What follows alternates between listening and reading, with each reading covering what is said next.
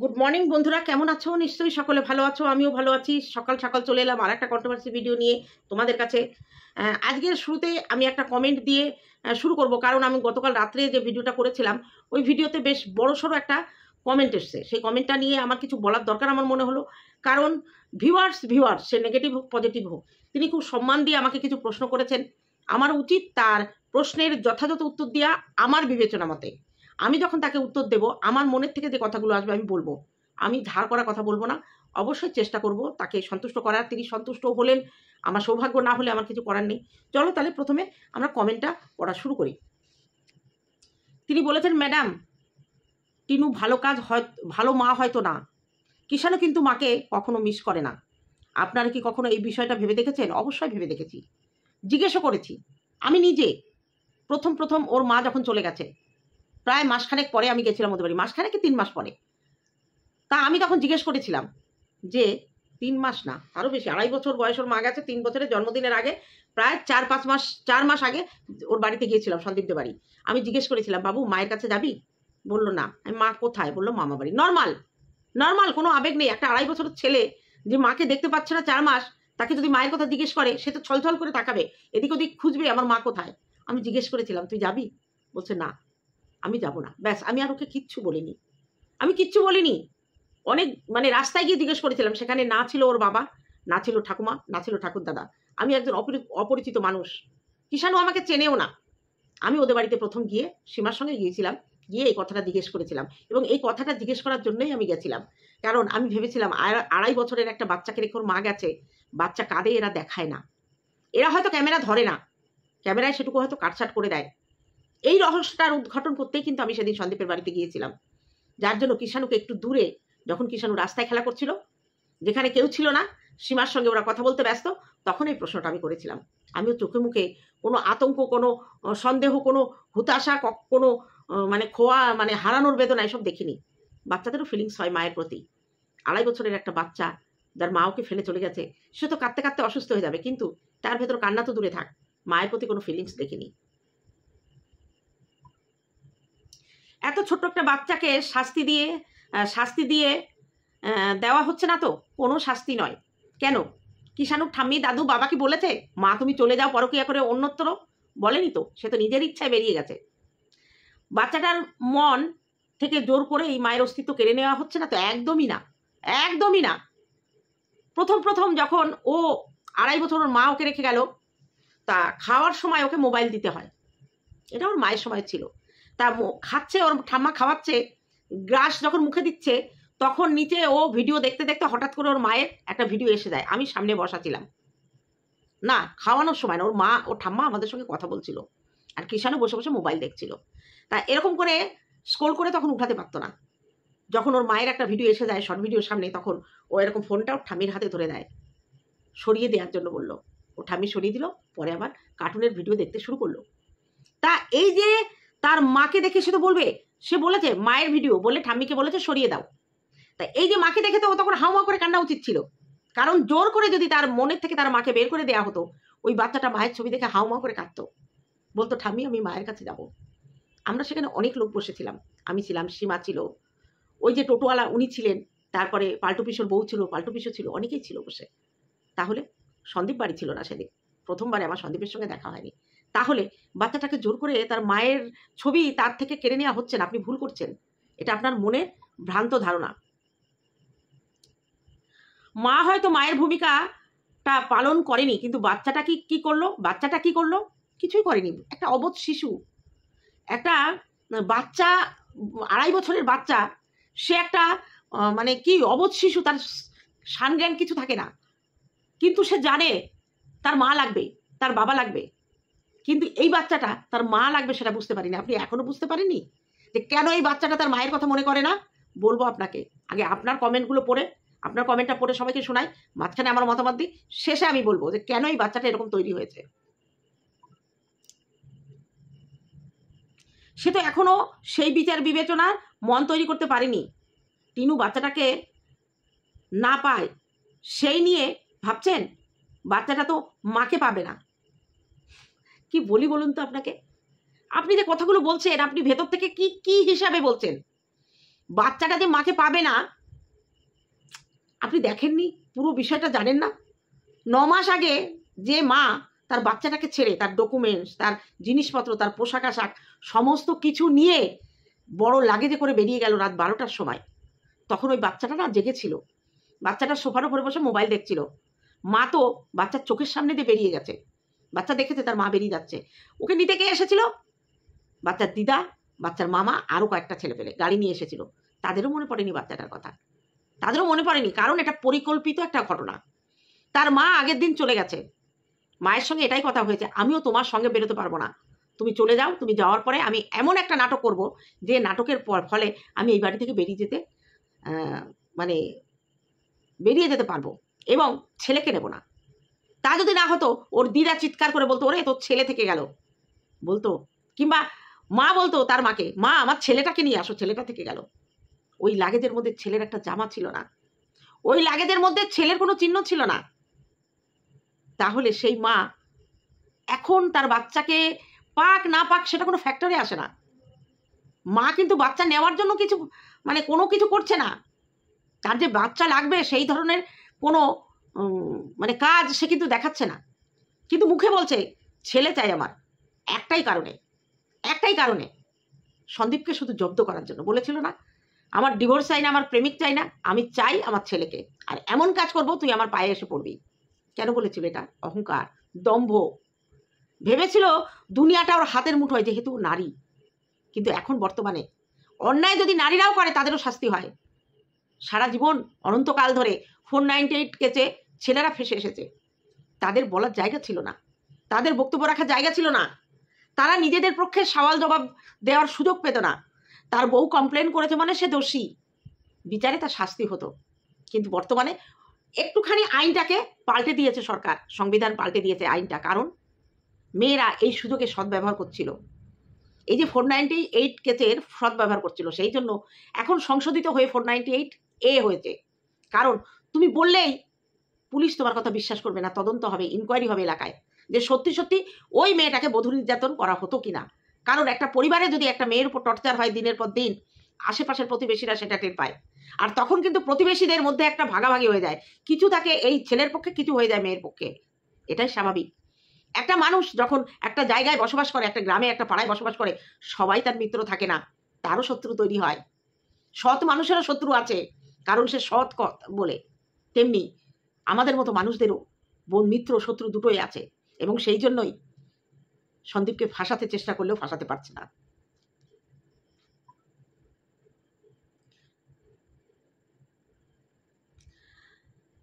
বিবেচনা, সে তো এখনো সেই বিচার বিবেচনার মন তৈরি করতে পারেনি।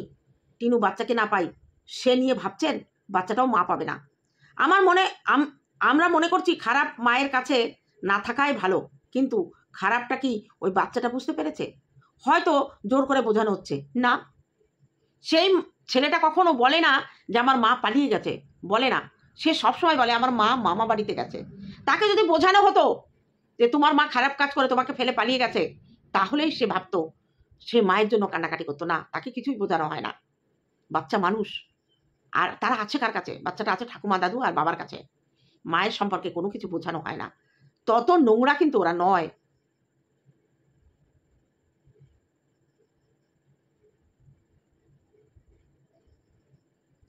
যেদিন বোঝার বয়স হবে সেদিন বুঝে নিবে। টিনুকে হারাতে বা শাস্তি দিতে গিয়ে বাচ্চাটাকে মন নষ্ট করে দিয়ে ফেলছি না তো? যা হয়তো দেখছি না, শুধু একটাই উপলব্ধ করতে পারি, একটু গভীরে ভাবার বিষয়। একদমই না, একদমই না। বাচ্চাটা সঠিক জায়গায় আছে। আমি বললাম না, আপনার কথার শেষ বিশ্লেষণটা আমি করব, তখন বুঝতে পারবেন। আর যেদিন বোঝার বয়স হবে সেদিন সে বুঝে নেবে কি হয়েছিল। এখন তো তার বোঝার বয়স না, এখন মা দোষী না বাবা দোষী সেটা এখন বিচার করার ক্ষমতা ওই ছেলেটির নেই। অতএব ওর সাথে এগুলো আলোচনা করা বৃথা, আর করবেও না ওর বাড়ির লোক, কিংবা আমরাও কেউ গিয়ে করি না। যখন সে বড় হবে সে ঠিক বুঝে নেবে তার মা কেন তাকে ছেড়ে চলে গেছিল 2.5 বছর বয়সে, কেন তার বাবা তাকে বুকে করে আগলে রাখার জন্য প্রচেষ্টা করছে। সব বুঝতে পারবে যে কে তার আখেরে ভালো চায় কিংবা ভালো করেছে।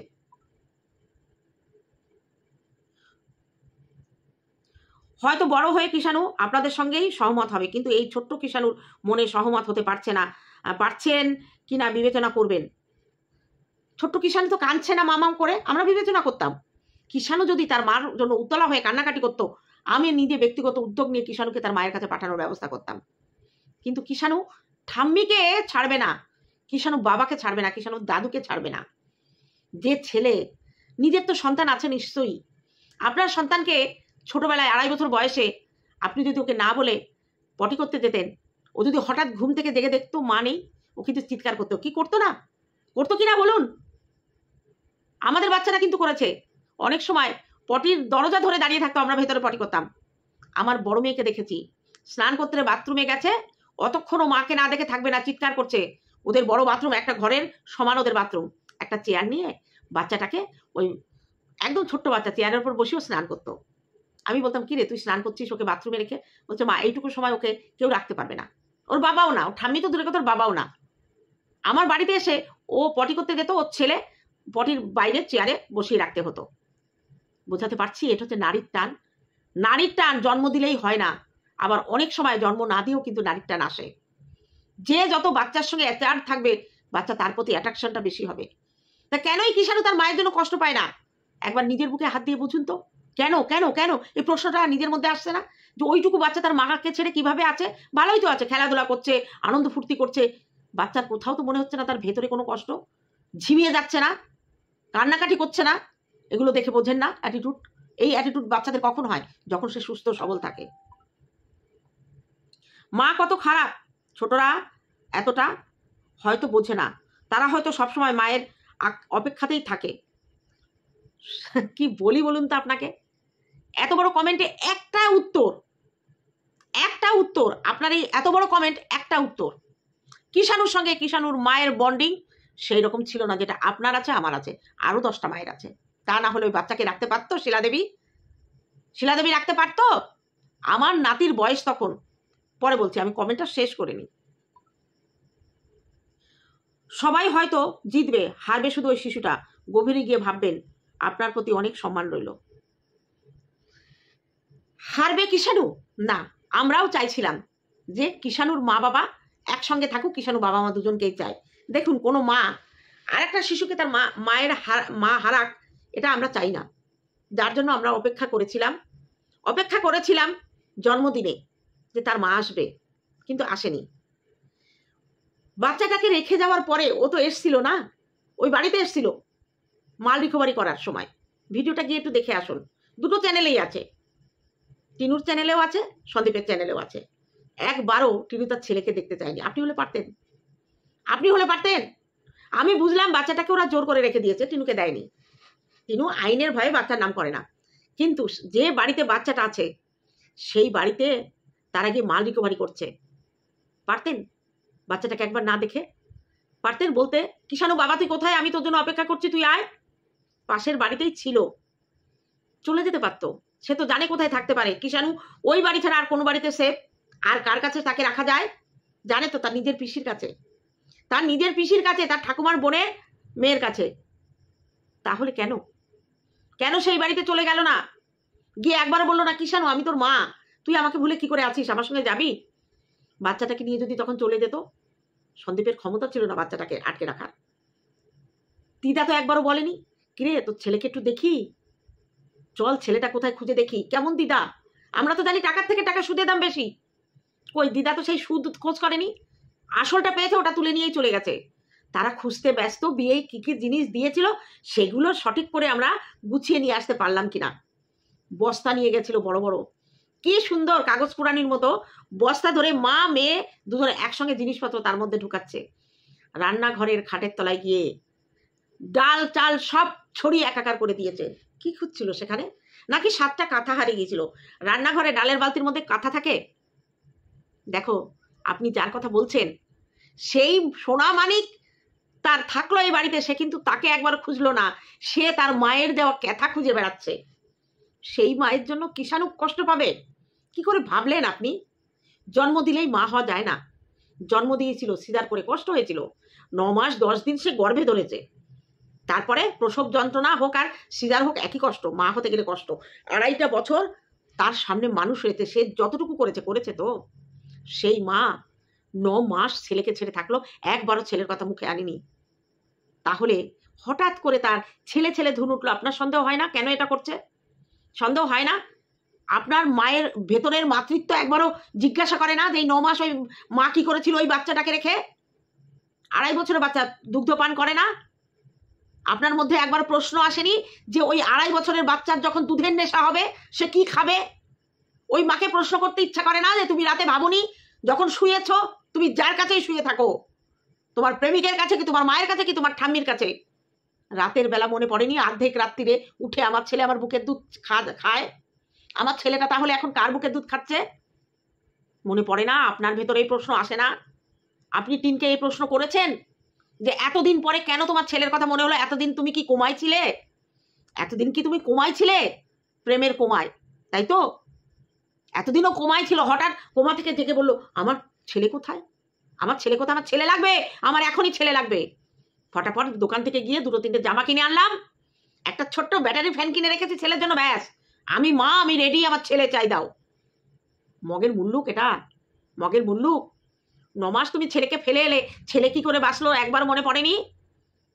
9 মাস তুমি ছেলেকে থুয়ে হিল্লি দিল্লি ঘুরে বেড়াচ্ছ, প্রেমিকের সঙ্গে বাসে করে তাণ্ডব নৃত্য করছো, হোটেলে গিয়ে থাকছো, ভ্যালেন্টাইন ডে বানাচ্ছ, সেখানে প্রেমিকের কাছ থেকে সোনার দুল উপহার নিচ্ছ। যতই বলো সেটা কিন্তু আমরা প্রমাণ করে দিয়েছি, ওটা সন্দীপদের বাড়ির ওই চিত্তরঞ্জন থেকে একজন ভদ্রমহিলা ভিউয়ার্স ওকে উপহার দিয়েছিল। মনে পড়ে না? আপনার মনে প্রশ্ন জাগে না যে কিষাণুকে তার মা ঠকিয়েছে 9 মাস ধরে? হঠাৎ করে এখন আপনার এত প্রশ্ন ভেতরে জেগে উঠছে, আপনি আমার কমেন্ট বক্সে এসে কমেন্ট করছেন, ভালো কথা, আমি তো উত্তর দিয়ে দিচ্ছি, আমার কোনো অসুবিধা নেই। আপনি একবার ভালো করে টিনুর মুখের দিকে তাকিয়ে দেখবেন কিনা, দেখবেন তো ওর ছেলেকে রেখে এসছে, তার জন্য ওর ভেতরে কতটা কষ্ট হচ্ছে কি? একজন মায়ের কি দায়িত্ব থাকে সন্তানের প্রতি? ও নিজেই ওখানে বাচ্চা হয়ে আছে।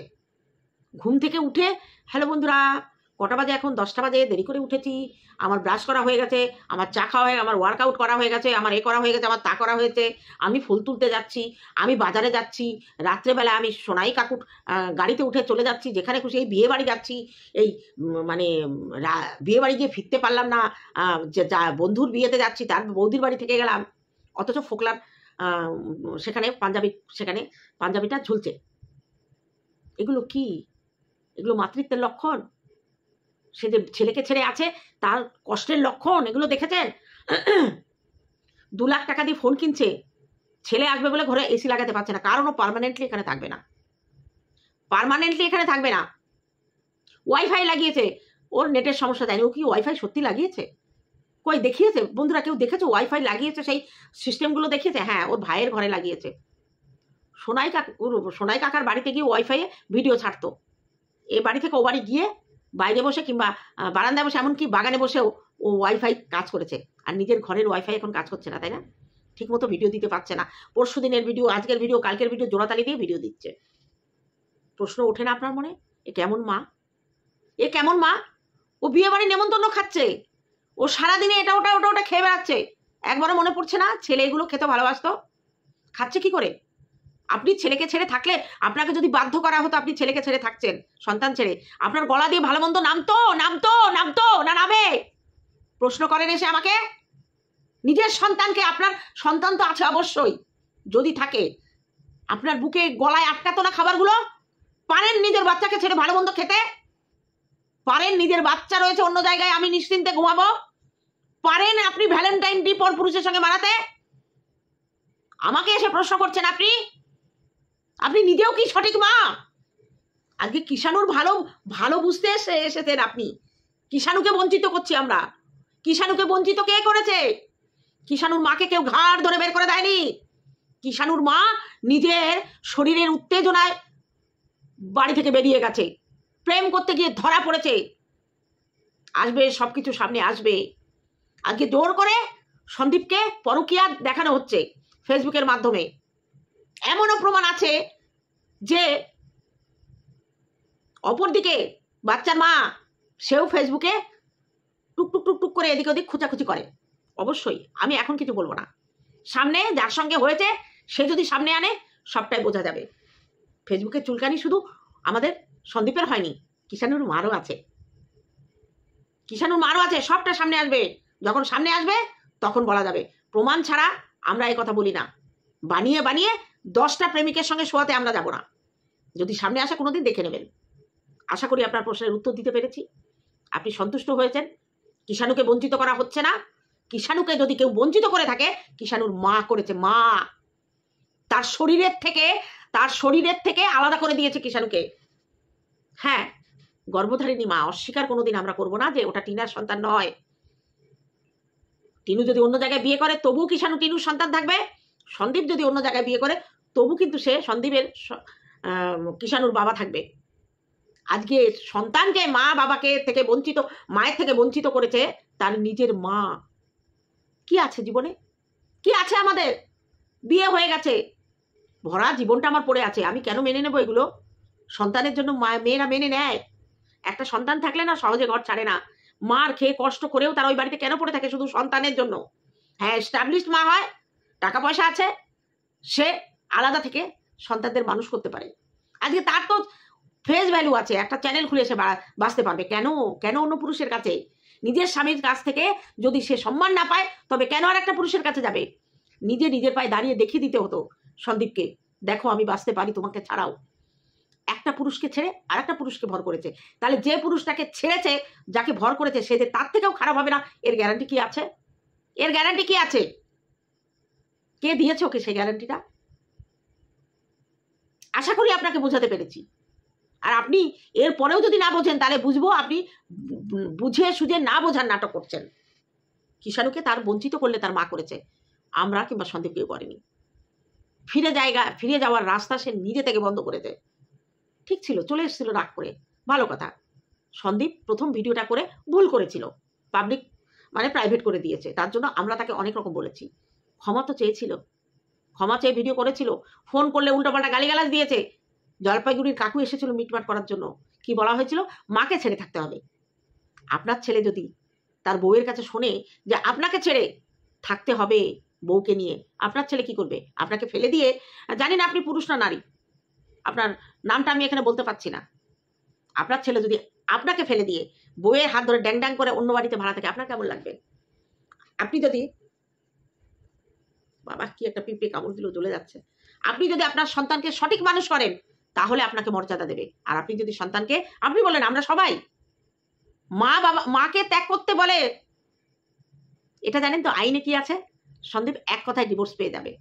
শুধু এইটা দেখাতে পারলে, এটা যদি ও মানে বোঝাতে পারে যে এই কথাটা, ওই প্রস্তাবটা এসেছে এবং যার কাছে দিয়েছে সে যদি সাক্ষী দেয় না, এক কথায় ডিভোর্স পেয়ে যাবে।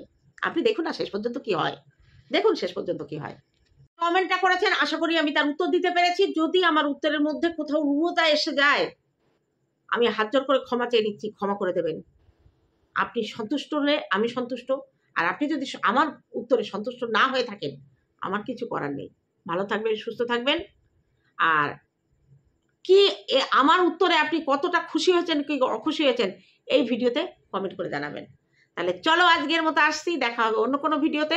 ততক্ষণে তোমরা সাবধানে থেকো, ওয়েদার একটু ঠান্ডা হয়েছে, ঝড় বৃষ্টি আরো হবে। তা চলো আমার ভিউয়ার্সদের জন্য